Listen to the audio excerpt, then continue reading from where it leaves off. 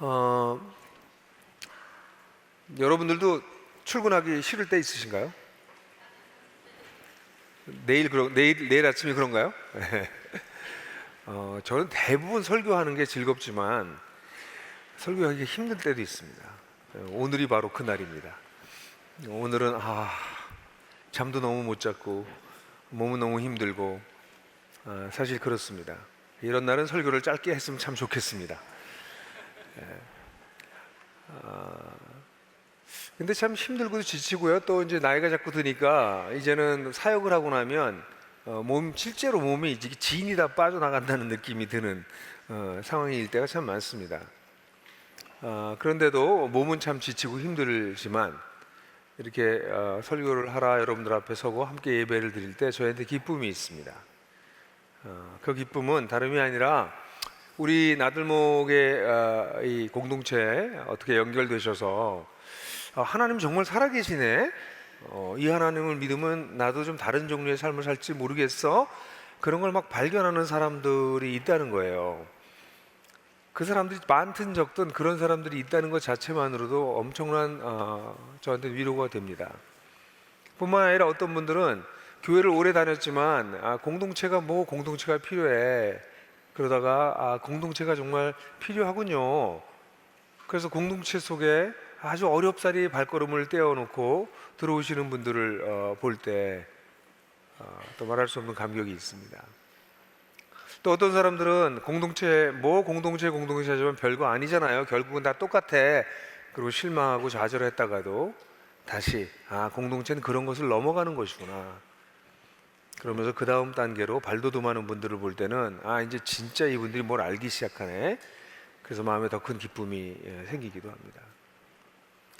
또 적지 않은 사람들이 하나님이요 정말 계시는 뿐만 아니라 이 시대에 일하고 계시네요, 그 하나님이 일하고 계시는 그 흐름 속에 제가 들어갈 수 있게 돼서 너무 감사해요, 제가 조금 이제 좀 감이 좀 잡혀요, 조금 알겠어요, 이렇게 얘기하시는 분들을 보면 정말 가슴이 뜁니다. 사실 저는 저 나름대로 이 하나님께서 일하고 계시는 그 역사의 흐름에 거기 뒤처지지 않기 위해서 발버둥 치고 있습니다. 제가 제 맨 앞에 서 있는 것도 아니고요, 절대 그렇지 않고요, 점점 시간이 가면 갈수록 하나님은 놀라운 일을 하고 계시고 나는 거기에 한 부분에 껴묻혀 있구나 라는 사실을 발견하기 때문에 사실 저도 굉장히 바쁩니다. 저는 제 갈 길이 또 바쁩니다. 그래서 그렇게 여기 계신 많은 분들이 아주 초보적인 하나님을 정말 있나? 신이? 하나님 정말 계시나? 이런 수준으로부터 시작해서 이 하나님께서 역사 속에 흘려가고 계시는 하나님의 역사의 도도한 흐름을 발견하고 거기에 자기가 올라타고 있다는 사실로 너무 감격하고 살아가는 사람에 이르기까지 우리 나들목의 이 공동체와 예배를 통해서 이 하나님 나라를 발견하고 그것이 점점 선명해지고, 그러니까 자신의 인생도 점점점 선명해지는 그런 분들을 볼 때 저는 정말 기뻐요. 사실 저는 오늘 여러분들하고 같이 이번 8월 달부터 9월 달까지 여호수아서를 계속 공부하고 있는데요, 이 여호수아서야말로 하나님의 나라가 하나님의 이미 역사 속에서 일하신 것이 어떻게 아주 국지적이기도 하고 매우 원초적이기도 하지만 실제로 그것이 어떻게 나타났나를 우리에게 보여주고, 그 속에서 나타나는 원리들은 여전히 오늘날도 일하고 계시는 하나님의 방법을, 또 그 하나님의 일하심에 동참하고 있는 사람들의 이야기들을 보여주시는 것을 보게 됩니다. 그래서 이 여호수아서를 같이 여러분들하고 공부하면서 이런 내용들 같이 여러분들하고 나눌 수 있어서 너무 좋다, 너무 기쁘다 라는 생각을 많이 하고 있습니다. 그래서 오늘은 이제 여호수아서의 이야기도 좀 정리돼 나가면서 좀 전체적인 마무리를 조금씩 해나가야 되겠다 생각하고 있습니다. 그래서 다음 주면은 여호수아서가 이제 마무리가 될 텐데요. 그래서 오늘은 이 여호수아서 전체를 통해서 전개됐던 하나님 나라가 어떤 방식으로 어떤 역학으로 전개되고 있는지를 좀 큰 그림으로 좀 봐야 되겠다는 생각을 하게 됐습니다.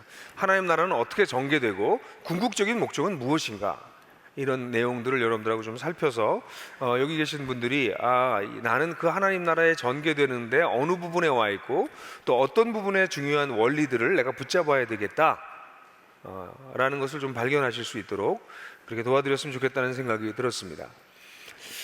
다시 말씀드리지만 여호와수아서는 단순히 이 한 족속이 가나안 땅에서 평안히 잘 살고 있는 사람들을 내어 쫓는 영토 확장 전쟁도 아니었고, 자원이 부족해서 자원을 뺏기 위해서 하는 자원 약탈 전쟁도 아니었습니다. 이 여호수아에서 나타나는 정복 전쟁은 이 보통 전쟁은 전혀 다른 전쟁이었습니다. 이걸 신학적으로 여호와의 전쟁이라고 말하기도 합니다. 하나님의 전쟁입니다. 이 전쟁은 하나님 나라가 이 세속 사회 속에 어떻게 임하는지를 매우 국지적으로 그리고 원초적으로 보여주는 모델입니다. 대충 네 정도로 이 전체 구조를 나눌 수 있는데요. 1장부터 5장까지는 여러분들이 아시는 것처럼 강을 건너는 얘기가 주로 나옵니다. 6장부터 12장까지는 이제 가나안 땅을 정복해 나가는 얘기가 나옵니다. 그리고 13장부터 21장까지는 땅을 분배하는 내용들이 나오고요. 그리고 22장부터 24장까지는 그 다음에 마지막 이 여호수아의 고별사 등등이 담기면서 이제 어떻게 이 정복 운동이 마무리가 되는지를 얘기하고 있습니다. 근데 이 네 섹션으로 나눌 때 이 네 섹션에 중요한 동사가 반복됩니다. 특별히 중요한 동사가 반복되는데요. 이건 어떤 한 신학자가 이렇게 제안했는데 실제로 들여다보니까 그래요. 그것은 뭐냐면 첫 번째는 요단강을 건너라, 건넌다는 단어가 반복적으로 나옵니다. 두 번째 섹션에서는 가나안 땅을 정복하라, 정복하라라고 하는 단어가 주로 나옵니다. 그리고 13장부터 21장의 키워드는 땅을 나눴다는 것입니다. 땅을 나누다. 그리고 마지막에는 여호와를 섬기다 라는 단어가 핵심적으로 나옵니다. 이 네 가지 단어를 통해서 하나님 나라 운동이 어떤 식으로 전개되고 궁극적으로 어떤 목적을 향해서 가는지에 대한 전체 그림을 우리가 살펴볼 수 있을 것이라고 생각이 됩니다. 첫 번째, 건너라부터 얘기하겠습니다. 실제로 요단강을 건넌다, 건너라 라고 하는 말씀은 1장 1절 2절부터 나오는데요. 2절에 한번 같이 읽어볼까요? 시작. 나의 종 모세가 죽었으니 이제 너는 이스라엘 자손 곧 모든 백성과 함께 일어나 요단강을 건너서 내가 그들에게 주는 땅으로 가거라. 요단강을 내가 너에게 주려고 약속한 땅으로 가기 위해서 제일 먼저 해야 될 것은 요단강을 건너는 것이었습니다. 그래서 실제로 1장부터 5장까지는 이 요단강 도하에 대한 이야기가 반복적으로 나오고, 제사장들이 요단강을 건넜다, 온 이스라엘 백성들이 건넜다, 뭐 이런 건넜다라고 하는 표현들이 반복적으로 나오고 있습니다. 사실 이 요단강을 건넌다라고 하는 것은 굉장히 중요한 분기점입니다. 요단강을 건너기 전 세대와 요단강을 건너고 난 다음의 세대는 갈라집니다. 요단강을 모세조차도 이 요단강을 건너지 못했습니다. 그래서 요단강을 건너기 전 세대는 모세의 세대라고 말할 수 있다면, 요단강을 건넌 후의 세대는 여호수아의 세대입니다. 요단강을 건너기 전에는 비록 이집트로부터 이들이 다 출애굽했지만 광야에서 하나님에게 불순종하면서 40년 동안을 배회했던 세대이고, 그들 중에서 오직 2명 여호수아만 갈렙만을 포함하여서 이제 광야에서 태어났던 새로운 세대가 이 요단강을 건너가게 됩니다. 요단강을 건너가지 못했던 사람들의 이유는 하나님을 의지하지 않고 불순종하였기 때문에, 그리고 오히려 애굽을 동경했기 때문에 그들은 그 땅을 들어갈 수 없었습니다. 이런 사람들이 한 세대가 지나고 난 다음에 이제 요단강을 건너서 가나안 땅으로 들어오게 됐는데, 가나안 땅에 들어오게 된 이유는, 올 수 있었던 것은 유일하게 하나님이 인간의 역사 속에 개입하셨기 때문입니다. 요단강이 갈라진 사건은 뭐 이런 신화 같은 얘기가 성경에 자꾸 나오나, 그래서 성경의 얘기를 그냥 우화나 상징, 신화로 받아들이길 원하는 사람들이 많으나, 실제로 요단강을 건넌 사건은 하나님이 인간의 역사 속에 개입한 것을 보여주는 사건입니다. 이들은 절대로 요단강을 자신의 힘으로 건널 수 없었습니다.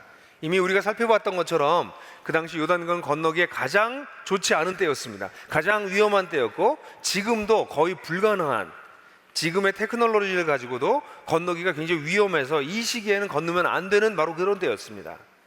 근데 하나님께서 기적적으로 그 요단강을 멈추게 하시고, 믿거나 말거나, 그래서 그 강을 건넙니다.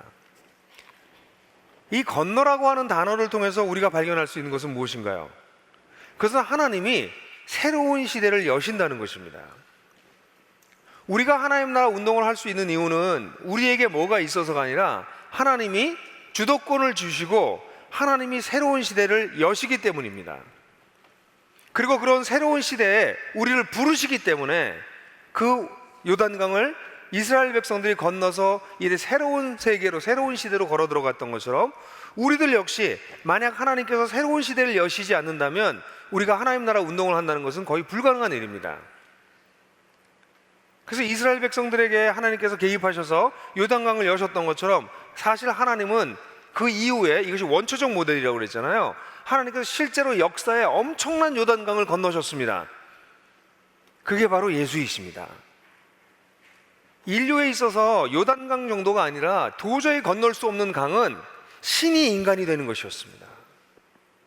신이 인간이 되는 그것을 하나님께서 먼저 건너셔서 사실 예수 그리스도를 통해서 인류 역사에 우리 모두가 새로운 공동체에 들어갈 수 있는 길을 열어주셨습니다.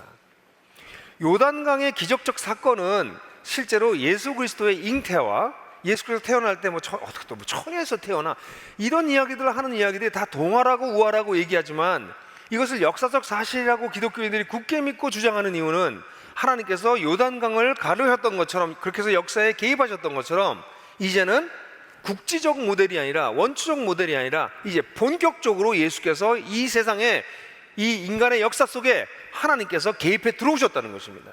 어떻게 우주를 지으신 하나님이 인간이 되실 수 있습니까? 이것은 요단강을 건너는 것과는 비교가 될 수 없는, 요단강이 갈라지는 것과는 비교가 될 수 없는 엄청난 사건이었습니다. 실제로 놀랍게도 정확하진 않지만 AD와 BC로 나뉘어진 것은 이 예수 그리스도의 오시는 날을 기준으로 해서 이루어졌습니다. 근데 예수께서 오신, 예수라고 하는 분이 너무 미비하게 역사적으로 전혀 관찰할 수 없는 그런 정말 식민지 국가의 깡촌의 목수의 아들로 왔기 때문에 그 태어난 날을 나중에 역사안에서 역사학자들이 제대로 들여다보니까 BC 4년이었죠. 근데 이 AD와 BC를 만들 때만 하더라도 역사학자들의 기술도 부족했고 지식도 부족해서 정확하지 못하게 AD와 BC를 나눴습니다만, 그것은 오히려 하나님께서 역사에 개입하셨을 때 얼마나 미미하게 개입하셨는지를 보여주는 사건이고, 그러나 결과적으로 인류의 역사는 원하든 원하지 않든 AD와 BC로 나뉘어졌습니다. 그 의미를 인정하든 인정하지 않든 실제로 우리가 하나님 나라 운동을 할 수 있는 이유는 하나님께서 이 땅에 오셨기 때문입니다. 하나님께서 그의 나라를 시작하셨기 때문입니다. 예수께서 이 땅에 오셔서 때가 찼다, 하나님 나라가 가까이 왔다, 내가 하나님의 능력으로 귀신을 내어 쫓는 것이라면 하나님 나라는 이미 너희 가운데 임한 것이다. 하나님 나라는 여기 있다 저기 있다 하는 것이 아니라 하나님 나라는 너희 가운데 있다. 바로 예수 그리스도 자신이 하나님 나라라고 선포하시고 예수 자신이 메시아라고 선언하셨던 그 예수님은 우리로 하여금 하나님 나라는 죽으면 가는 곳이라고 생각하는 일반적 생각과는 달리 예수께서 오시고 죽으시고 부활하심으로 이 하나님 나라가 시작됐다 라는 것을 우리에게 선포해 주신 분이십니다. 그러니까 이 건넌다라고, 요단강을 건넜다라고 하는 사건을 통해서 우리가 깨달을 수 있는 것은 하나님 나라 운동은 어떻게 시작되는가? 그분이 시작하셨기 때문에 시작되는 것입니다. 그분이 시작하셨기 때문에 시작하는 것입니다. 그분이 시작하지 않는 하나님 나라 운동은 그 하나님 나라 운동이 아니라 자기들 운동입니다. 말 그대로 하나님 나라의 운동은 하나님이 시작하시는 것입니다. 이것은 어떤 면에서는 하나님 나라에 진정으로 들어갔다면 다시 나올 수도 없다는 것도 의미하고 있습니다. 여러분, 요단강을 한번 건너면요, 건널 때 어떻게 건넜어요? 기적적으로 건넜잖아요. 돌아갈 수 있나요? 다시 돌아가지 못합니다. 우리가 하나님 나라에 속한다라고 하는 것 역시 이 세상의 깨어짐과 무의미함을 발견하고 우린 더 이상 이 세상으로 돌아가지 않기로 결단하고 하나님 나라에 속한 것이죠. 그래서 하나님 나라를 이제 살아내는 법을 배우기 시작하는 것이죠. 그러므로 사랑하는 형제자매 여러분, 여러분들 가운데 혹시라도 아직 하나님 나라에 속하지 않으신 분들이 계시다면 도대체 성경에서 가르치는 하나님 나라가 무엇인지에 대해서, 예수님께서 가르치셨던 중심 사상인 하나님 나라가 무엇인지에 대해서, 이 기독교의 핵심 진리가 무엇인지에 대한 이해를 먼저 하시는 것이 필요하십니다. 그냥 적당히 교회를 다니신다고 하나님 나라의 운동에 참여하는 것도 아니고 밥집에 가서 봉사를 하신다고 해서 그게 하나님 나라 운동에 참여하는 것도 사실은 아닙니다. 하나님 나라에 참여하기 위해서는 가장 중요한 것은 하나님께서 시작하신 그 나라의 실체를 발견하시는 것입니다. 그 나라의 의미가 무엇인지를 발견하시는 것입니다. 어떻게 우리 같은 존재가 감히 하나님 나라에 들어갈 수 있는가라고 하는 것을 깨닫는 것입니다. 이번 주에 다음 주에 세례를 받는 사람들 중에서 세례 간증문을 낸 친구 중에 하나가 어릴 때부터 교회를 다닌 친구들이더라고요. 근데 그 친구가 간증문을 쓴 간증문에 하나님 나라에 대한 말씀을 듣고 그리고 난 다음에 자기가 나태했다는 것을 깨달았다고 그래요. 자기는 언제든지 하나님 믿으면 되는 줄 알았다고. 그러니까 젊을 때는 좀 그 기독교 가정에서 태어났으니까 어차피 나는 하나님 믿고 있고 앞으로도 믿을 거니까 적당히 살다가 어떤 때가 되면 하나님 이제 믿겠지, 다소 그런 생각을 가지고 있어서 나는 나태했었다. 근데 하나님 나라를 발견하고 나니까 마음이 급해졌다. 그렇습니다. 하나님 나라를 발견하면 여기 빨리 들어가야지. 이건 나중에 나이가 들면 좀 들어가죠. 아직 뭐가 뭔지 모르시는 분입니다. 그래서 여기 계신 분들이 만약에 하나님 나라에 들어가는 걸 주춤거리고 계시다면 아직 하나님 나라를 모르시는 겁니다. 어떻게 안 들어갑니까? 하나님이 인간의 역사 속에 오셔서 새로운 일을 시작하셨는데, 그리고 그 일에 우리를 초대하고 계시는데 그걸 미룬다고요?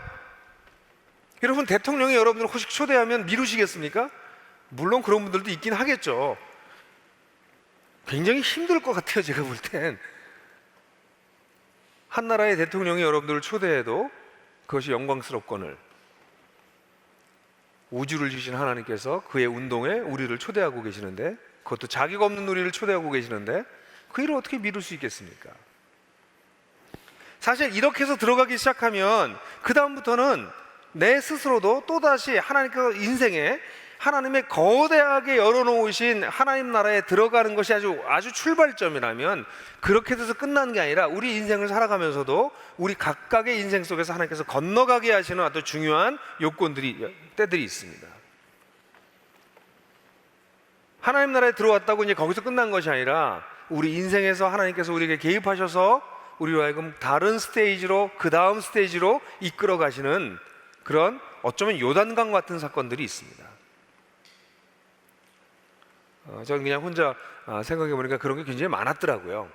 제 인생에 있어서도 제 인생에 새로운 시기가 열렸던, 그래서 하나님의 일하심에 조금 더 눈뜨게 됐던 그런 사건들이 꽤 많았더라고요.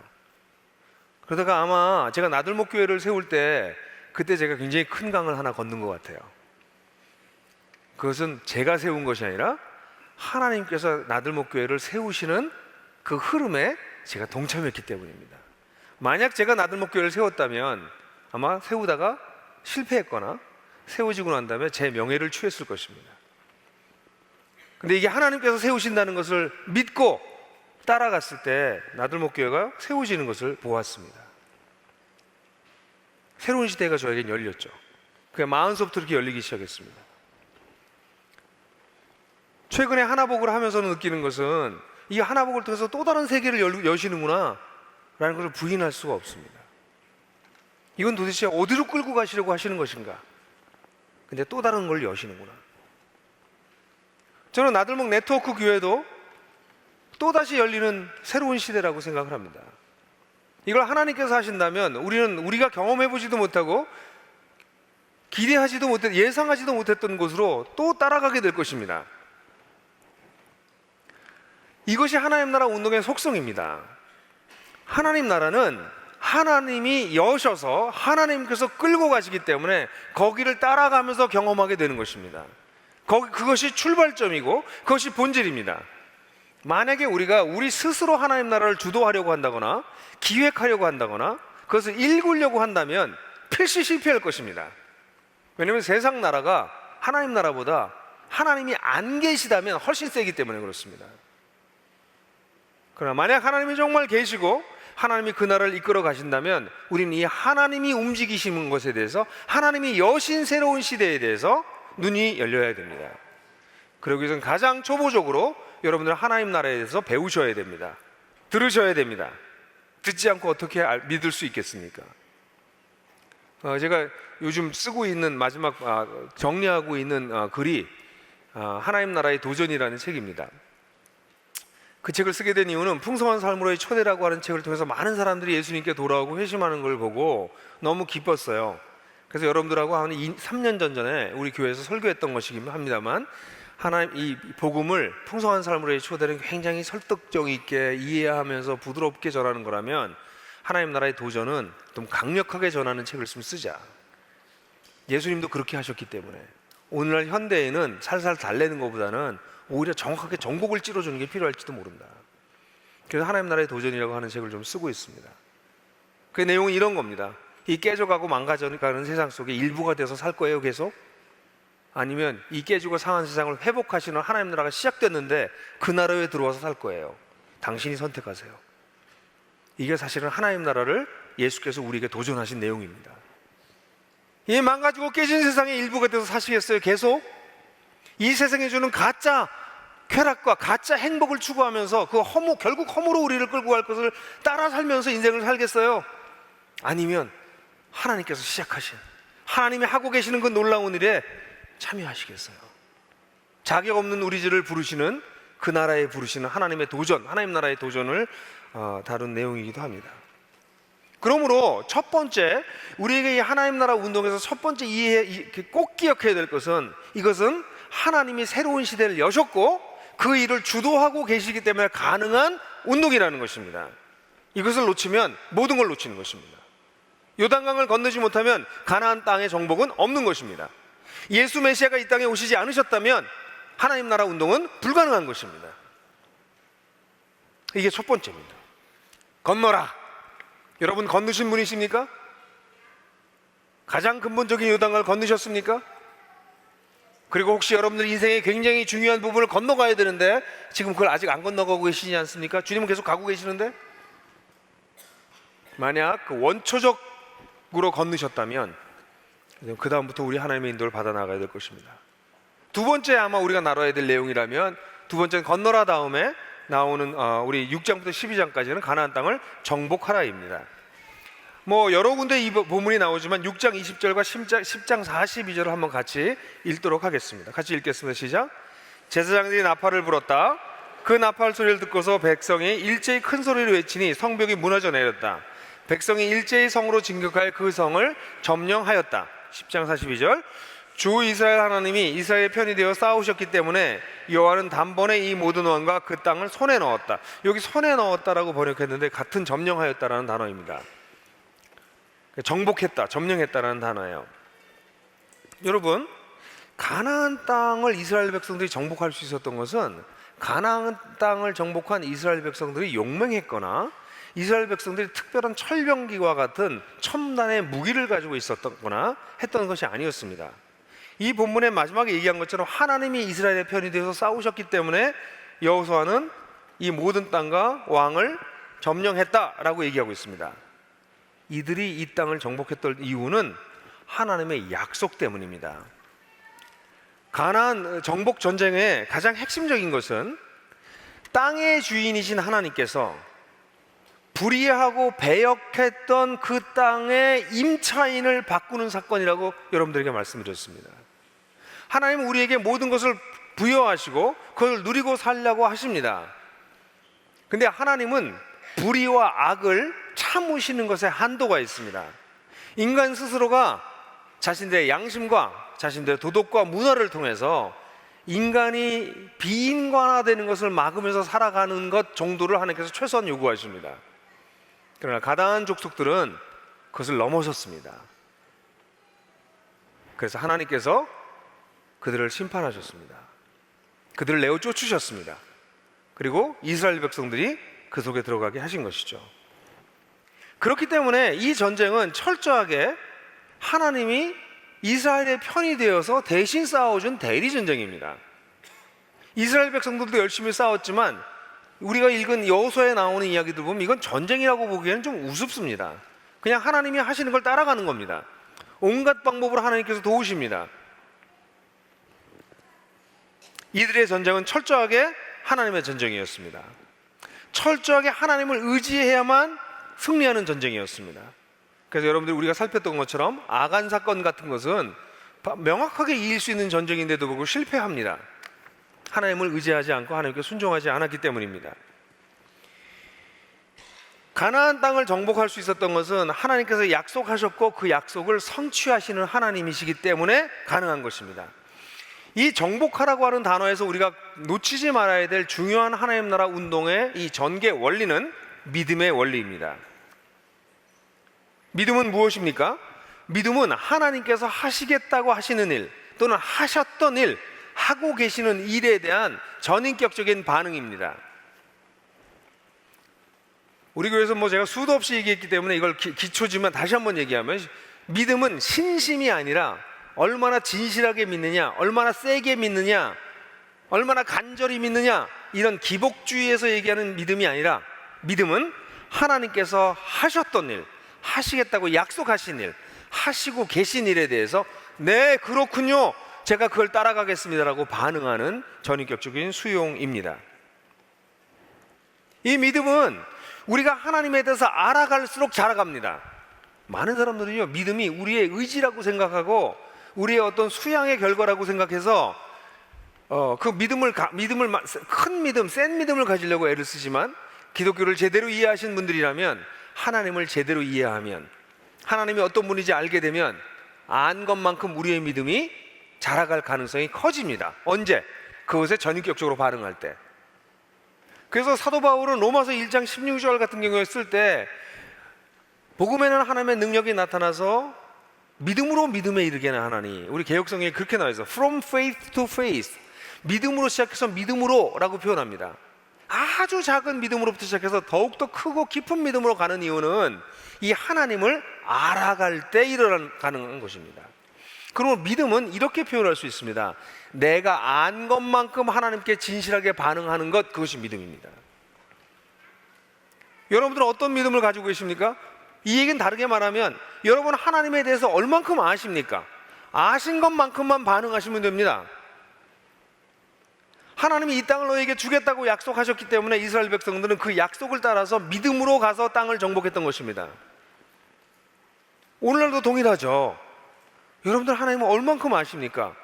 아신 것만큼만 반응하세요. 그러면 그 다음을 보여줄 겁니다. 근데 많은 그리스도인들의 문제는 하나님이 뭘 얘기하는지에 대해서도 관심을 갖지 않고 자기가 믿고 싶은 걸 믿는다는 거예요. 한국의 기복주의 영향을 받아서 내가 믿고 싶은 걸 세게 믿으면 하나님께서 들어주실 거라고 하는 무당적인 신앙이 한국 기독교를 지배하고 있습니다. 근데 기독교 신앙은 그런 거 아닙니다. 하나님을 알게 되고 하나님을 안 것만큼 그렇군요, 그러고 하나님을 따라가는 게 믿음입니다. 그런데 첫 번째는 이런 내용에 대해서 관심이 없다 보니까 하나님이 얼마나 많은 내용을 우리에게 성경을 통해서 알려주고 계시는지에서 무지하다는 것입니다. 무지하면 무지할수록 우리는 믿음이 자라날 수가 없습니다. 근데 또 큰 문제는 뭐냐면, 무지가 한 가지의 문제라면 두 번째의 문제는 아는데도 불구하고 더 이상 인격적 반응을 하지 않습니다. 지식으로, 데이터로 머리에 남아있는 것이죠. 그럼 믿음이 자라지 않을 뿐 아니라 더 많은 지식도 그에게 주어지지 않습니다.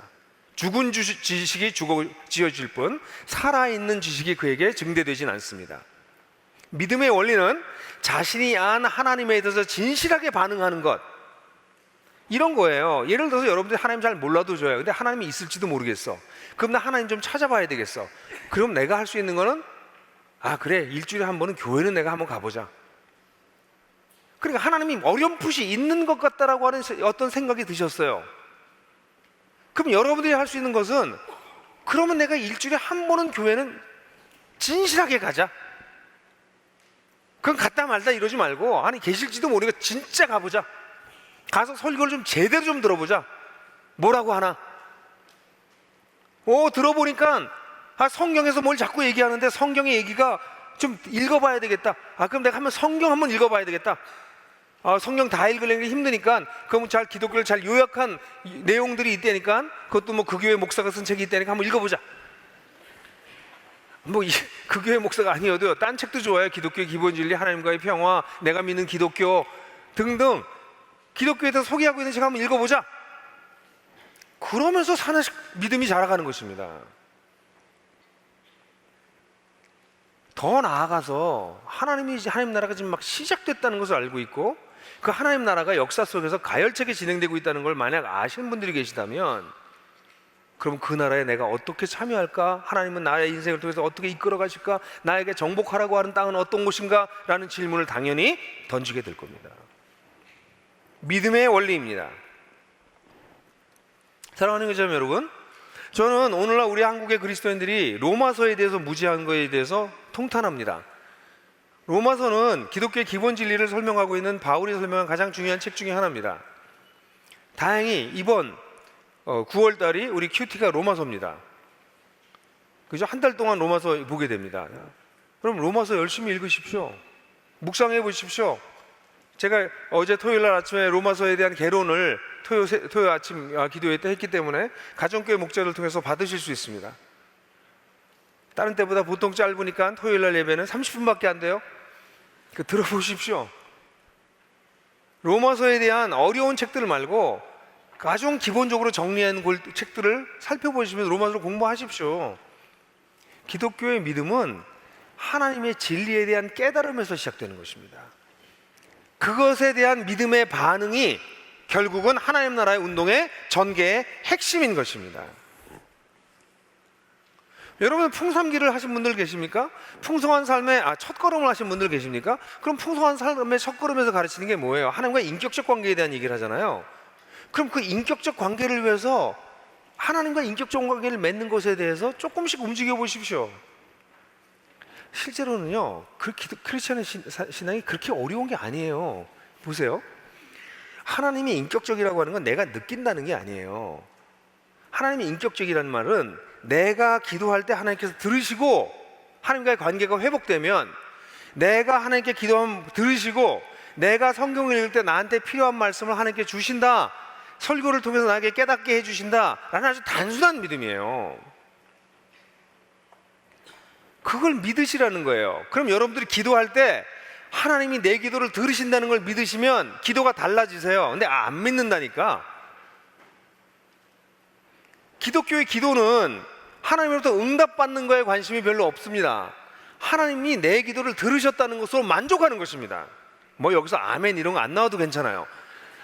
여러분, 기독교 기도가 뭐예요? 하나님이 내 소리를 들으신다고요. 내가 신음하면 내 신음소리도 들으신다고. 내가 알지 못한 얘기라도 하나님께서 들어주신다고. 여러분, 이게 얼마나 대단한 거예요? 아니, 누가 내 얘기를 들어줘요? 회사 직원도, 우리 상관들도 내 얘기 안 들어주고, 아니 배우자들도 어떤데 내 얘기 안 들어주고, 배우자들이 아니죠, 배우자도 내 얘기를 안 들어주고, 네? 아니 회사 사장은 내 얘기도 안 들어줄 게 뻔하고, 아니 이 세상에 나보다 위에 있는 사람이 누가 내 얘기를 들어줍니까? 근데 그 모든 사람 지나고 저 꼭대기에 계신 하나님께서 내 기도를 들으신다고. 이게 기독교인들이 갖는 하나님에 대한 엄청난 감격입니다. 내가 웅얼웅얼거리고 기도를 잘못하고 헛소리를 해도 들으시는구나. 그걸 믿으면 기도 생활이 달라지죠. 그만큼만 믿으시라니까. 그렇게 믿음의 원리로 정복해 나가는 겁니다. 그냥 믿음이 빠지고 나면 하나님의 지식을 아무리 알아도 더 성장하지 않을 뿐 아니라 무의미한 지식으로 끝나버립니다. 그러나 아주 작은 지식이라도 그것이 참 지식이라면 거기에 믿음으로 반응하기 시작할 때 우리는 가나안 땅으로 진군에 들어갈 수 있는 것입니다. 우리 능력으로가 아니라 하나님의 능력으로 말입니다. 그러므로 이들이 정복했던 이런 내용들을 바라보면서 이 정복은 이건 그냥 전쟁이 아니네. 이건 믿음으로 하나님의 약속을 따라 행했던 전쟁이었네. 그렇다면 나는 무엇을 지금 믿어야 되는가? 제발 부탁입니다. 믿고 싶은 거 믿지 마세요. 안 되더라고, 아무리 세게 믿어도. 그러나 하나님께서 하고 계시는 일을 믿으십시오. 그럼 움직여 나갈 수 있습니다. 첫 번째가 건너라, 두 번째가 정복하라, 세 번째는 뭡니까? 나누라입니다. 땅을 나누고 정착하라고 하는 것이죠. 13장 6절이 대표적인 구절인데 한번 다 같이 한번 읽어볼까요? 시작. 너는 오직 내가 너에게 지시한 대로 그 땅을 이스라엘 자손에게 유산으로 나누어 주어라. 그래서 여기 여러분 아시는 것처럼 13장부터 21장까지는 땅을 나누었다, 땅을 나누었다, 땅을 나누었다, 이게 계속 반복돼서 나눴다는 얘기가 나옵니다. 여러분, 이게 뭘까요? 하나님은 각 지파에게 땅을 나눠줬어요. 주어진 몫을 줬습니다. 그럼 그 각 지파는 땅을 맡아서 어떻게 했을까요? 그걸 각 가족별로 족속으로 나누고 또 가족으로 나눠서 모든 사람들이 그 땅의 일부를 소유하게 됐습니다. 땅을 나눴다는 것은 단순히 지파들끼리만 나눈 것이 아니라 그 속에 있는 모든 공동체원들이 일부의 땅들을 다 부여받았다는 것입니다. 그런데 그것이 처음에 어떻게 주어져요? 지도상으로 주어집니다. 땅을 나누었을 때, 자, 이렇게 규역을 정리해서 지도를 그리고 난 다음에 이 땅은 너희 거고, 이 땅은 너희 거고, 이 땅은 너희 거야. 그리고 뭐예요? 들어가서 그 땅을 차지하고 개간하는 일이 남겨져 있는 것이죠. 여기 몇 가지 중요한 진리가 들어가 있습니다. 각 지파, 각 가족, 그리고 각 개인들에게 주어진 몫이 있다는 것입니다. 근데 그 몫은 지난주에 얘기했던 것처럼 주도적으로 개척하는 자들이 가질 수 있는 것이라는 것입니다. 이를 위해서는 혼자 할 수 없기 때문에 이를 위해서 각 족속이 공동체적으로 단결해야 됩니다. 함께 그 땅을 차지하고 그리고 함께 나눠야 됩니다. 나누고 난 다음엔 그 땅 위에서 자신에게 주어진 땅에 새로운 문화를 세워나가는 개척하는 일들을 그들이 해야 됩니다. 이게 그들에게 주어지는 것이죠. 그럼 이 나눈다라고 하는 이 굉장히 중요한 것은 하나님 나라 운동에 우리에게 어떤 원리를 합니까?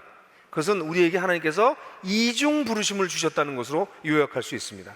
다시 말해서 하나님은 우리의 자신의 영역에서, 우리에게 주어진 영역에서 주도적으로 역할을 감당하길 바라는데, 첫 번째는 이것부터 우리가 생각해야 돼요. 이중 부르심 얘기하기 전에 첫 번째 생각하셔야 될 거는 하나님은 우리 각자에게 다른 몫을 주신다는 거예요. 어떤 사람은 평지의 땅이 있을 수도 있고, 어떤 사람은 돌이 많은 땅일 수도 있고, 어떤 사람은 산간지방의 땅일 수도 있고, 다 다른 땅을 주세요. 하나님은 우리에게 평등하게 무언가를 주시지만 기계적으로 균등하게 주시진 않습니다. 여러분들 각자에게 다 다른 인생을 주십니다. 거기서 삶을 시작하는 것입니다. 너무나 많은 사람들이 이 하나님 나라의 운동의 아주 중요한 원리인 이 나눈다라고 하는 이 원리에 나타나는 이 부르심을 오해하면 끊임없이 딴 사람 인생을 들여다보고 있어요. 쟤는 저 사람은 근데 왜 난? 그래서 난 거예요. 쟤는 왜 저래? 근데 난? 아니 그러니까 당신이라니까. 저 사람이 꽤 좋으면 그건 그 사람이지. 그런데 많은 사람들은 자기에게 주어진 여건에 대해서 만족하지 않기 때문에 끊임없이 다른 게 커 보입니다. 근데 거기 들어가 보세요. 그럼 거기 또 다른 이슈들이 무지하게 많아요. 겉으로 보이는 게 그렇게 보일 뿐이지. 그러니까 하나님 나라를 살아내는 사람들은 자기 인생을 삽니다. 근데 하나님 나라를 살지 못하는 사람들은 자기 몫에 대한 생각이 없어요. 하나님이 나한테 주신 것이라는 것에 대한 의식이 없기 때문에 끊임없이 남의 것을 보고 있습니다. 내 거를 보세요. 내 거를. 나한테 뭘 주셨는지, 내 몫이 뭔지. 근데 그 몫은 사람마다 다 달라요. 족속마다 다 달라요. 그럼 그 주신 몫을 가지고 뭐 할 거냐 하는 거예요. 거기에 부르심이 나옵니다. 우리는 그 속에서 하나님이 나를 어떻게 이 속에서 이 일을 해나갈 수 있을까? 어떤 삶을 살 수 있을까?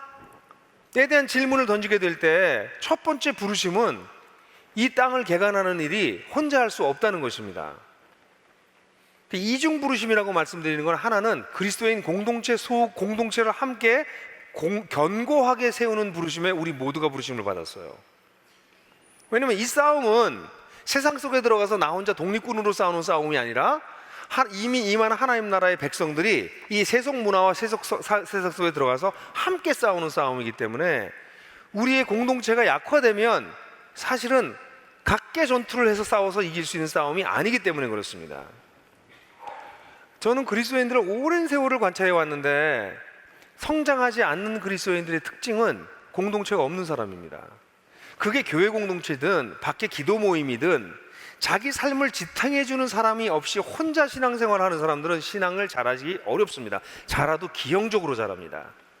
왜냐하면 신앙이라고 하는 우리의 믿음의 생활이라는 것 자체가 공동체성을 요구하기 때문에 그렇습니다. 하나님이 그렇게 지으셨기 때문에 그렇습니다. 하나님조차 삼위일체 하나님으로서 공동체적 하나님이십니다. 그래서 첫 번째 부르심은 내가 속한 이 그리스도인 공동체, 메시아 족속의 공동체에서 내 역할이 뭔가를 찾는 것입니다. 그게 첫 번째 부르심이에요. 목사만 그 부르심이 있는 게 아니라 목사는 그 일을 하기 위한 특별한 부르심이 있고, 여러분 모두가 그리스도인 공동체에 속하셨다면 이 속에서 내가 해야 될, 감당해야 될 역할이 무엇인가에 대한 생각이 있습니다.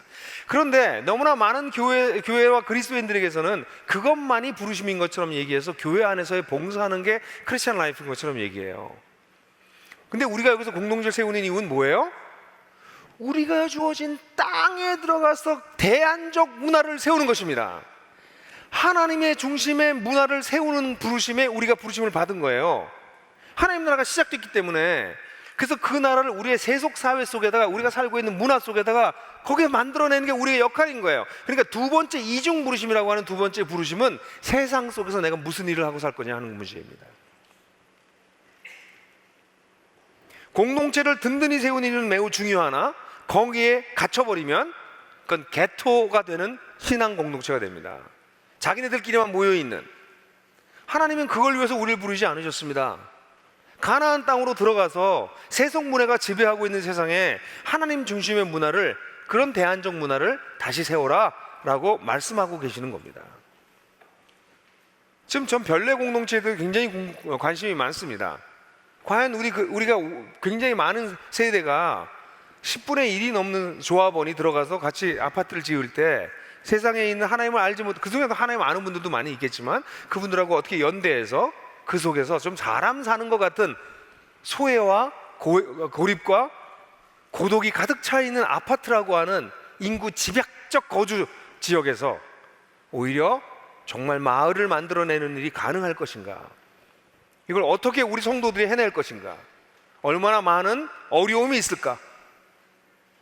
근데 우리가 그렇게 하는 것은 아파트 값이 싸니까 들어가는 거라면 아마 그 운동은 끝나버릴 것입니다. 좀 싸니까, 좀 우리끼리 모여 살면 편할 테니까, 이런 생각 가지고 들어간다면 백패할 것입니다. 그러나 우리가 어떻게 이 세상에 들어가서 하나님 중심의 가치관을 비종교적 언어와 무례하지 않은 방식으로 사람들과 나누고 더불어 함께 사는 삶을 어떻게 살아내서 주변의 사람들이 크리스찬이 된다는 게 이렇게 멋진 거구나 라고 느끼게 만들어주는 대안을 만들어낼 수 있을까? 이게 굉장히 관심이 많습니다. 이번에 지축에서 또 우리가 2차 하는데 이쪽 서쪽에 있는 사람들도 관심을 좀 가졌으면 좋겠습니다. 세상 속에서 우리가 해야 될 일을 찾는 것이죠. 우리의 3터에서 또 1터에서 지난주에 얘기한 것처럼, 여러분들 지난주에 설교 들으고 직장에 가셔서 크리스찬 이렇게 찾아보셨습니까? 점심 같이 먹을 사람 찾았어요? 그거 안 했잖아. 그걸 믿음이라니까. 그만큼 하는 게 믿음이라고요. 아, 그래, 이게 내가 직장에 나가서도 하나 크리스찬으로 살아야 되겠구나. 우리가 좀 기도하고 연대하는 사람이 필요해. 그래서 크리스찬 만나서 일주일에 한 번 만나서 점심 먹고 같이 기도하는 게 뭐 그렇게 어려워요? 그런 작은 걸 하면서 믿음이 자라 나가는 거예요. 그럼 그 다음 길을 보여주신다고 하나님께서. 그래서 세상 속에서 이 강론에 대해서는 앞으로 우리가 많이 나눠야 될 부분이라고 저는 생각하고 있어요. 어떻게 나의 일터에서, 내 직장에서, 내 직업을 가지고 이 하나님 나라 운동을 할 거냐 하는 이야기는 앞으로 우리가 정말 많이 나눠야 될 부분입니다. 전 지금까지 개론만 얘기했어요. 그렇게 해야 된다고. 그럼 강론에 들어가서 각각 다른 직장과 직종과 이런 것 속에서 우리는 어떻게 삶을 살 건가? 저는 앞으로 여러분들과 그런 이야기를 같이 나누고 싶어요. 좋은 케이스들을 발표하기를 원하고 실패한 케이스도 얘기하고 싶고, 그래서 우리가 세상 속에 들어가서 어떻게 대안적 문화를 만들어내면 살 수 있는지에 대한 이야기들이 앞으로 계속 우리 가운데 나뉘어져야 될 것입니다. 왜냐하면 그게 바로 땅을 나누는 일이기 때문에 그렇습니다. 땅을 나누고 그 속에 정착하는 일이기 때문에 그렇습니다. 저는 이번에 군에 가서 군사역을 하면서 제가 군에 대한 제가 가지고 있었던 잘못된 생각도 굉장히 많이 고쳤고요. 늘 이렇게 뭐 새로운 세계를 볼 때마다 저는 제가 좀 부끄럽더라고요. 제가 기존에 가지고 있던 생각들이 얼마나 짧고 얕았는지 이런 생각들을 하게 되기 때문에 굉장히 기뻤습니다. 저는 이번에 가서 사실은 왜 하나님께서 군 쪽의 사역을 이렇게 여시는지에 대해서 저는 잘 모르겠어요. 뭐 제가 군대를 안 갔다 와서 그런 것 같아요. 그래서 벌 받는다 이런 생각을 하고 있습니다. 근데 어쨌든 그 길을 제가 또 제 신상에 대한 아주 비밀을 또 폭로했군요. 근데 어쨌든 그래서 이 사역을 하면서 이번에도 한 뭐 20명 정도 오시는 줄 알아서 제가 찍어놓은 영상으로 대체하는 뭐 그런 세미나를 열려고 그랬는데 이분들이 군목이 60명이 오셨어요. 그리고 또 이거 지난번에 놓치신 목사님들도 여기 또 민간인 목사라고 그래요. 민간인 목사도 한 10명 오셔서 70명이 넘는 분들이 모이셨어요. 그래서 제가 할 수 없이 가서 강의를 했습니다. 70명이 넘으셨는데 그 영상으로 보여드리는 건 예의가 아닌 것 같아서 그래서 제가 강의를 할 수밖에 없었습니다. 근데 그 강의를 하면서 거기 장로님이 한 분 와서 앉아 계셨어요. 그 장로님하고 그분은 교회에 안 속해 있었기 때문에 점심 때 같이 식사를 했는데 제가 한번 만나보고 싶었던 분이 바로 그분이었어요. 왜냐면 이분은 해군인데 해군 준장 예비역 해군 중장이신데 김 장로님이에요. 이름까지 얘기하진 않겠어요. 김 장로님이에요. 근데 이분은 어떤 분이냐면 1973년도에 5명의 해군 사관생들이 크리스찬들이 모여서 사관 학교에서 같이 기도하고 이러면서 너무 해군이 뭐 좀 험하고 다 술도 많이 마시고 뭐 거칠게 살고 이러니까 거기서 신앙을 지키기 위해서 같이 고민하다가 제대하면서 졸업하면서 우리 이제 임관 되면 우리 술 마시지 말고 담배 피지 말고 그리고 이상한 짓들 하지 말고 정말 그리스도인으로 좀 살자. 그리고 결의를 했대요. 5명이.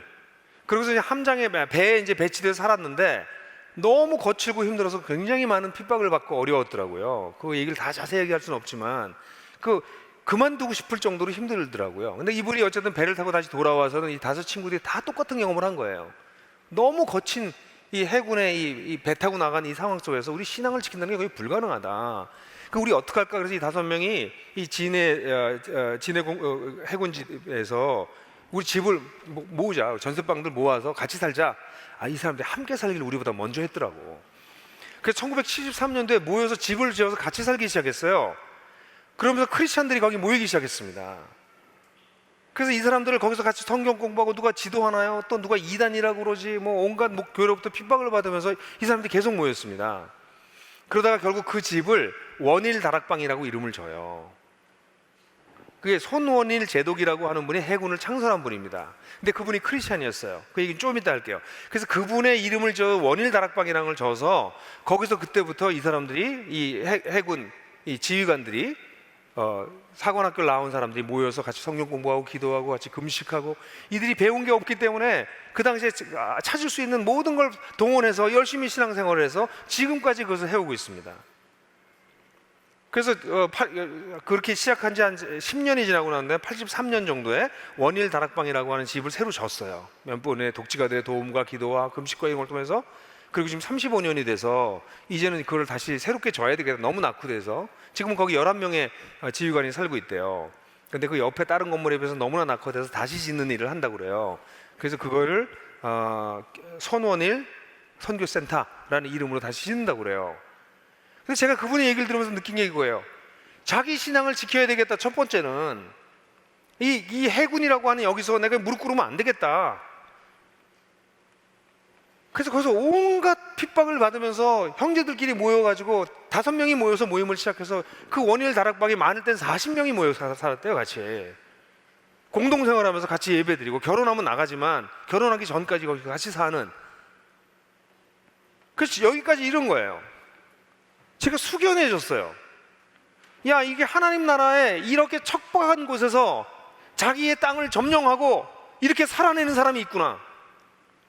근데 더 놀라웠던 것은 이게 왜 원일 다락방입니까? 그랬더니 이 손원일 제독이라고 하는 분은 손정도라고 하는 목사님의 아들이에요. 저는 군이 워낙 친일파가 다시 군을 장악했기 때문에 전 해군도 혹시 그러지 않을까 걱정했어요. 근데 알고 보니까 손정도 이분은 임정에 아주 중요한 역할을 했던 목사님이세요. 근데 이분이 해방되니까 그 아들이 제가 어딘지 대만인지 홍콩인지 정확히 모르겠는데 손제독이 기관서로 일하고 있었대요. 그래서 돈을 많이 벌었대요. 그러니까 아들한테 아버지가 말하기를, 아버지 목사가 얘기하기를 너 해방됐는데 지금까지 받은 복을 가지고 어떡할 거냐. 그래서 이 손원일 제독이 자기 사진을 다 팔아가지고 다시 귀국해서 안동교회라고 하는 곳을 중심으로 해서 전 곳에 해군을 창설하려고 하니까, 대한민국 해군을 창설하려고 하니까 관심 있는 사람들 모여라. 그래서 그 사람들 모여서 50명을 데리고 진해에 내려가서 해군을 창설한 거예요. 그래서 손원일 제독은 이 해군 역사에 아주 중요한 사람이에요. 이걸 시작한 사람입니다. 그래서 그분의 정신을 이어서 원일 다락방이 생긴 거예요. 여러분 이런 것들을 보면서 이 얘기를 했더니 또 공군에서 공군 얘기를 또 하더라고. 내가 그래서 그 얘기는 여기까지 하면 안 되겠어요. 공군에 또 공군 스토리가 또 있어요. 여러분 전 깜짝 놀랐어요. 야, 곳곳에 고넬료 같은 주님의 백성들이 있었구나.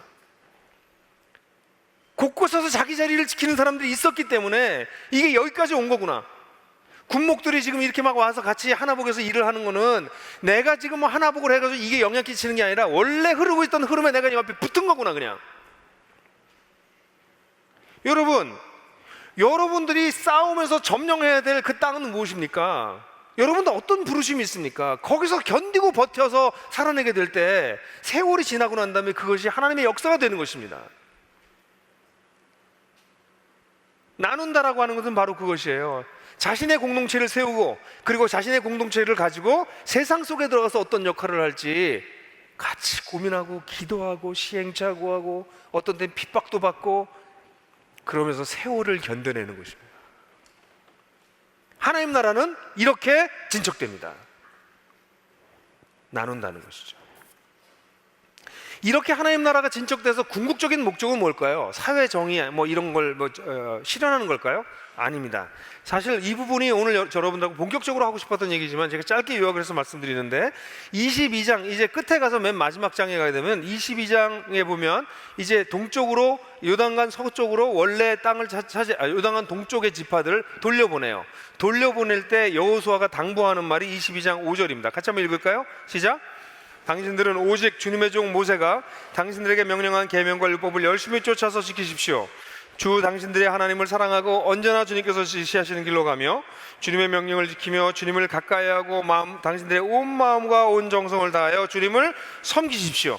이제 그들이 땅을 정착하고 정복한 곳으로 돌려보내면서 여호수아가 마지막 하는 말은 뭐예요? 다른 게 아니라 주 하나님을 사랑하고 주님의 명령을 지키면서 주님을 가까이하고 주님을 섬기십시오라는 얘기입니다. 주님을 섬기십시오. 이 섬긴다는 것은 주님을 예배한다는 뜻이죠. 단순히 예배한다는 것이 아니라 주님을 따른다는 뜻입니다. 다음 주에 마지막으로 다룰 이야기지만 이 요단강 서쪽 지파와 동쪽 지파 사이에 갈등이 일어났습니다.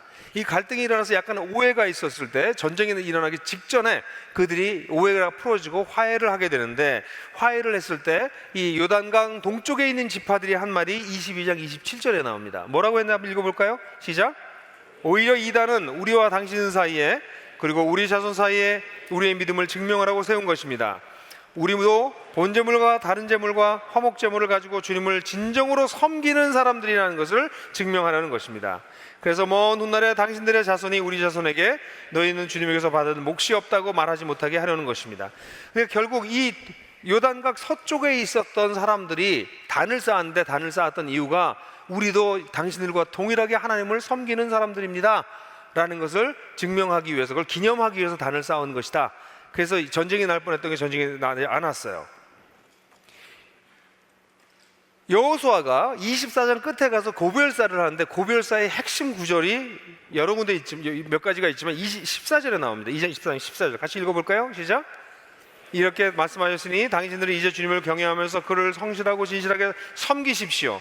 그리고 여러분은 여러분의 조상의 강 서쪽 메소포타미아와 이집트에 섬기던 신들을 버리고 오직 주님만을 섬기십시오.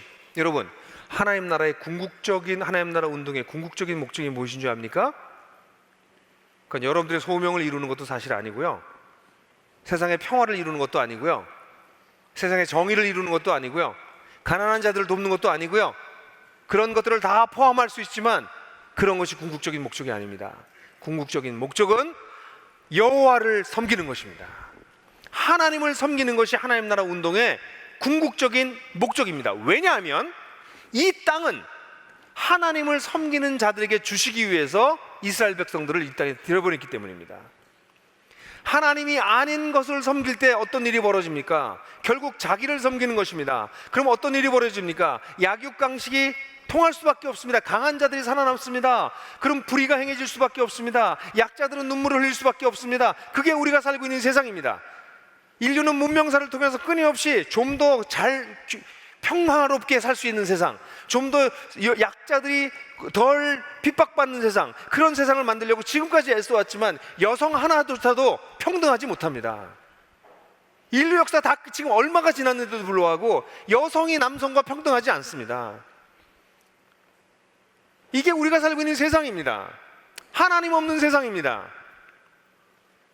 그래서 하나님께서 이런 세상을 하나님을 믿는 자들을 통해서 회복하길 원하시기 때문에 하나님 나라 운동의 궁극적인 목적은 자기를 숭배하는 세상 문화로부터 하나님만을 섬기는 문화로 바뀌는 것입니다. 이게 궁극적인 목적입니다.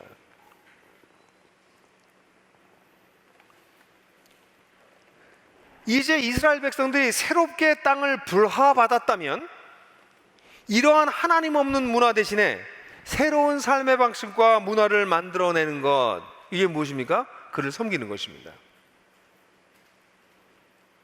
이것이 궁극적인 목적입니다. 그렇기 때문에 사실 이 건너고 점령하고 나누는 이 과정 속에서도 중간중간에 중요한 대목마다 하나님을 예배하고 율법을 낭독하는 일들이 있습니다.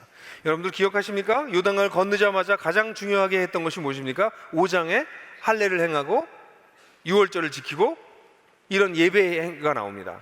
아이성에서 전쟁을 실패하고 난 다음에 아이성을 다시 승리합니다. 승리하고 난 다음에 에발산에서 모든 이스라엘 백성들이 모여서 율법을 다시 낭독합니다.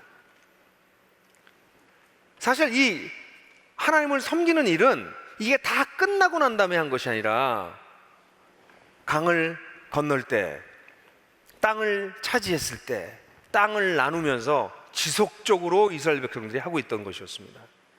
이제 땅을 완전히 점령해서 너희들의 부르심을 따라 산다면 이것을 한 이유는 궁극적으로 하나님을 따르는 새로운 삶의 방식을 살아내기 위한 것이다. 이것이 궁극적인 목적입니다. 하나님이 다스리는 나라, 하나님만을 섬기는 나라, 그것이 궁극적인 목적인 것이죠. 사도 바울이 여호수아가 이 마지막 설교 때도 여호수아는 도전합니다. 24장 15절이죠. 다시 한번 같이 읽어볼까요? 시작. 조상들이 장 저쪽에 메소포타미아에서 섬기던 신들이든지 아니면 당신들이 살고 있는 땅 아모리 사람들의 신들이든지 당신들이 어떤 신들을 섬길 것인지 오늘 선택하십시오.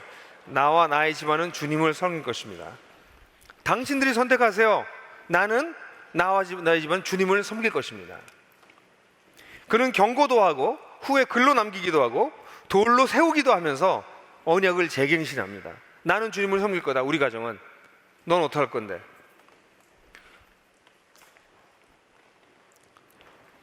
여러분, 이 섬기는 것에 대해서 23장에도 좀 내용이 나와 있지만 제가 그 내용은 좀 생략하겠습니다. 그 내용은 하나님을 섬긴다는 것은 하나님을 가장 가까이 하고 말씀을 가까이 하고 하나님을 가까이 하고 하나님을 사랑하는 삶을 사는 것을 뜻합니다. 이 본문 읽어야 되겠네요. 이 사실 구약의 내용은 율법을 지키는 게 구약이라고 생각하는데 구약의 기본 정신이 여기 다시 쓰여 있습니다. 한번 읽어야 되겠습니다. 23장 6절, 8절, 11절 그냥 이어서 읽겠습니다. 시작. 그러므로 모세의 율법책에 기록된 모든 것을 아주 담대하게 지키고 행하십시오. 그것을 벗어나 좌로나 우로나 치우치지 마십시오. 오직 당신들은 지금까지 해온 대로 주 당신들의 하나님만 가까이 하십시오. 그러므로 삼가 조심하여 주 당신들의 하나님을 사랑하십시오. 하나님을 섬기기 위해서 제일 중요한 것은 다시 얘기하지만 주님의 말씀을 살아내는 것입니다. 그리고 하나님을 가까이 하는 것입니다. 하나님을 사랑하는 것입니다. 우리의 궁극적인 하나님 나라 운동은 결국 여기로 귀결됩니다. 예배입니다. 근데 예배라고 할 때 오해하지 마십시오. 이렇게 그냥 모여서 예배 드리는 것이 꼭 그 예배를 뜻하지 않을 수 있습니다. 왜냐하면 이 본문에서 얘기하는 하나님을 섬긴다는 예배는 끊임없이 하나님 앞에서 자신의 언약을 갱신하는 예배이기 때문에 그렇습니다. 여러분들의 주일 예배가 지금은 많은 분들이 그런 생각을 하시는 분들이 계세요. 주일날 목사님 설교 들으러 와요. 예배 때 목사님 설교가 중요합니다. 개신교에서. 그러나 이 예배의 궁극적인 목적은 무엇입니까? 하나님과 나와 세워졌던 언약을 그 예배 때마다 갱신하는 것입니다. 나는 당신의 백성입니다. 나는 당신만을 섬깁니다. 난 당신의 도움을 받고 세상 속에 들어가서 내 역할을 할 겁니다. 하나님 날 도와주십시오. 그거를 갱신하는 것.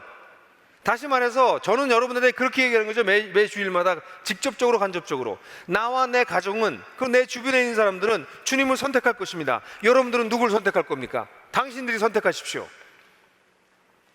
여호수아가 했던 것처럼 우리는 끊임없이 우리의 언약을 이 예배를 통해서 갱신하는 것입니다. 근데 만약 그렇지 않고 이 예배가 그냥 여러분들이 일주일에 한 번 참여하는 종교적 행사로 전락해 버린다면 여러분은 이곳에 와서 변화되지 않을 것입니다. 늘 좋은 얘기 듣고 마음의 위로를 받고 집으로 돌아가실 터니까. 그러나 실인적 우리의 예배는 종국적인 결과는 나는 주님만을 섬기겠습니다. 이 악하고 자기 중심적 세상에서, 자기 명예를 위해서 사는 세상에서, 자기만 위해서 사는 세상에서 난 주님만 섬기겠습니다 라고 다시 한번 우리의 약속을, 우리의 언약을 갱신하는 것이 이 예배입니다. 그렇게 했을 때 우리의 일상의 삶의 예배 영성이 나오는 것입니다. 주일날 예배를 아무리 거대하고 화려하고 아름답고 신비하게 드렸다 할지라도 이런 언약의 갱신이 없다면 우린 일상으로 들어가서 새 속에 파묻혀 버릴 것입니다.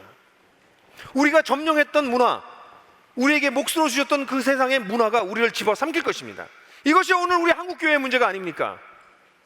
교회에서는 거룩하게 예배를 드리고 세상에 나가면 세상 사람들과 똑같은 것, 그래도 아무 문제 없는 것. 우리를 하나님께서 부르셔서 이 세상에 우리를 심으신 이유는 거기 가서 지배하고 거기서 갑질하라는 것이 아니라 하나님을 섬기는 사람들은 어떻게 다른 종류의 삶을 살 수 있는지를 보여주라는 것이었습니다. 그렇게 하려면 우리는 예배 때마다 모여서 하나님 앞에서 우리가 가졌던 하나님과의 관계를 갱신하고 그것에 기초해서 다시 세상으로 나아가서 실패하더라도 핍박을 받더라도 그 속에서 하나님 나라의 백성으로 살아내는 것입니다. 왜냐하면 하나님 나라의 운동의 궁극적인 목적은 나를 섬기던 세상에서, 세상을 섬기던 세상에서 하나님을 섬기는 세상으로 세상이 바뀌는 것, 그것이 하나님 나라 운동의 핵심이기 때문에 그렇습니다. 사랑하는 형제자매 여러분, 그렇게 예배를 드리십시다. 매너리즘에 얼마나 쉽게 빠집니까? 예배 다니다 보면 뭐 그냥 그게 그거지 뭐, 이럴 때 얼마나 많습니까? 그때마다 새롭게 하십시다. 그리고 우리 일상의 삶에 들어가서 그 하나님을 섬길 수 있도록, 그러니까 각자 자기의 방법을 좀 찾아내시죠.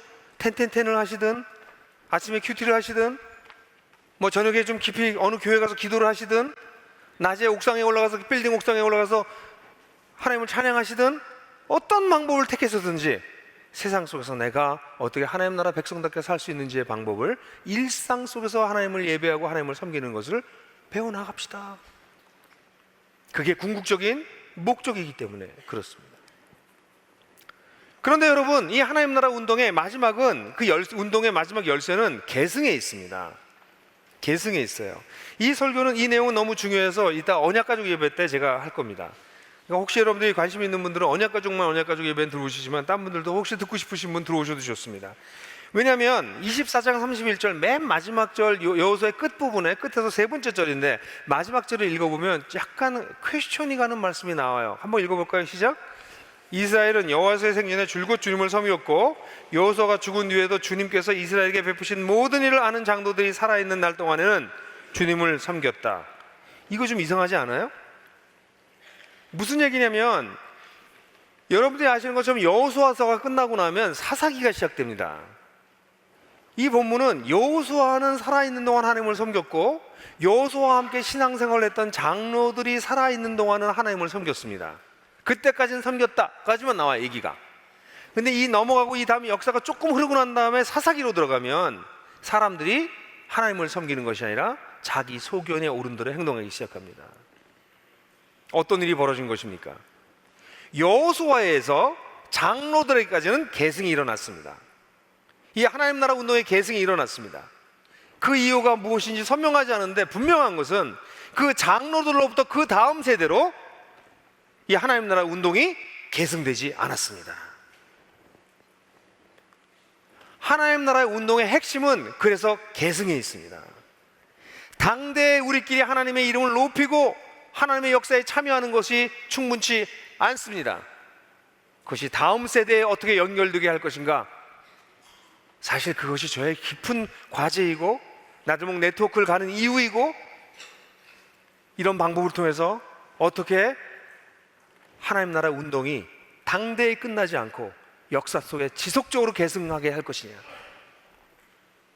우리는 구약의 이 하나님 나라 운동의 원초적인 그러나 국지적인 모델을 통해서 이 운동이 부분적으로 실패했다는 것을 알 수 있습니다.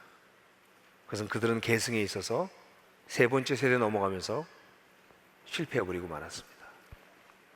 이건 굉장히 중요한 이슈여서 다시 1시간 동안 이야기해야 될 이야기입니다.